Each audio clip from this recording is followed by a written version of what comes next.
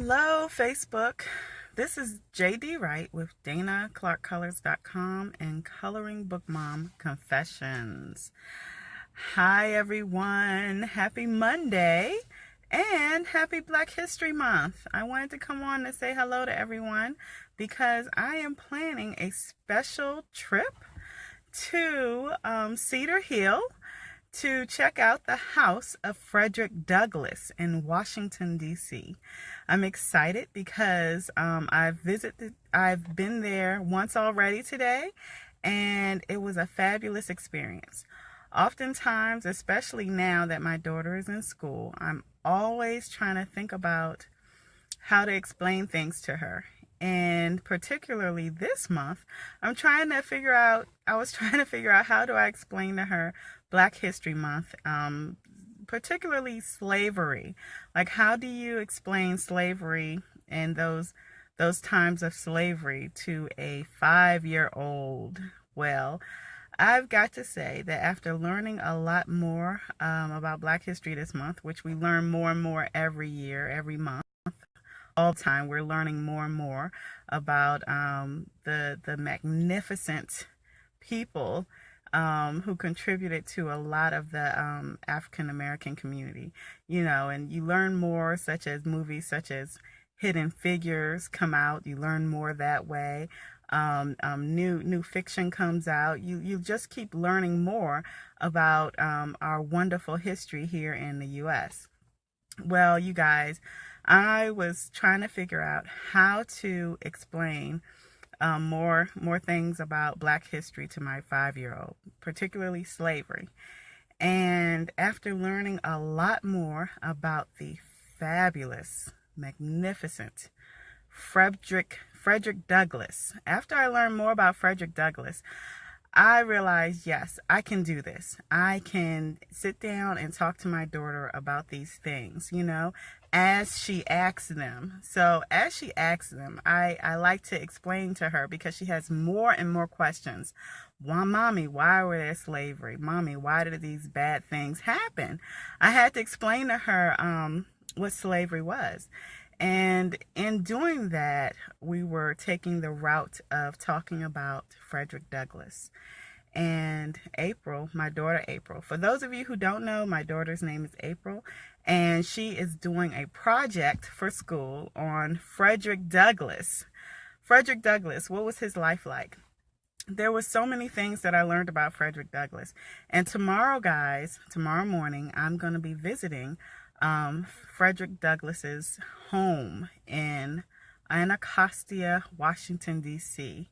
So I'll get to see where he lived, how he lived, and all of the wonderful things that happened there. One thing that I really want her to understand is that even though these bad things happened in our country, there were amazing, magnificent people, strong, brave folks who helped to turn the way things were. And that's why I want to make sure that she understands that part of it. I believe it was Mr. Rogers from Mr. Rogers' Neighborhood who said, make sure that when these bad things happen, that you always look for the helpers. Look for the people who helped. Look for people who wanted to make a change. So that is the route I'm taking with explaining this to her. I'm going to have her focus on the people who helped, the people who made a difference, such as the magnificent Frederick Douglass. So I'm going to tell her how Frederick Douglass, how he taught himself how to read, how he left slavery, and then was later freed, and how he lived the life that he wanted to live, and he traveled the world spreading his message. He was a messenger. He was able to tell people about what was going on with the evils of slavery, So I want to make sure that she understands about all the people who helped. And that is how I'm going to explain slavery to my daughter.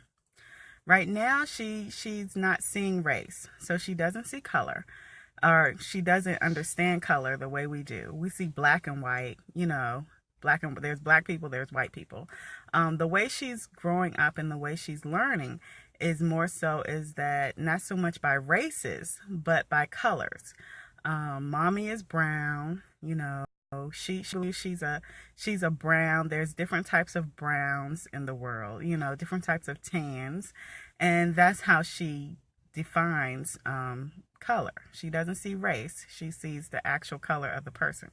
So to tell her that these are black people and those are white people is just totally crazy to her, because the color black doesn't look like anyone, you know, or anyone that we know, and the color white doesn't look like anyone we know. So that would be very hard for her to grasp that concept, you know. But she's still 5, so. But I'm excited because there's so much I want to tell her. I got these wonderful books from the Visitor Center at Frederick Douglass Home, Cedar Hill. And I'm going to read them to her, and I know she's going to love them because it focuses on the people who helped, such as Frederick Douglass. Now, you guys, if you're on there, make sure you leave a comment at the bottom. Let me know, how do you explain Black History Month and the accomplishments and whatnot of our African American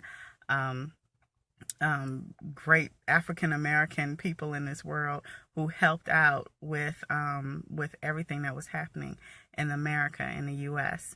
All of those magnificent figures that we look up to, that we aspire to.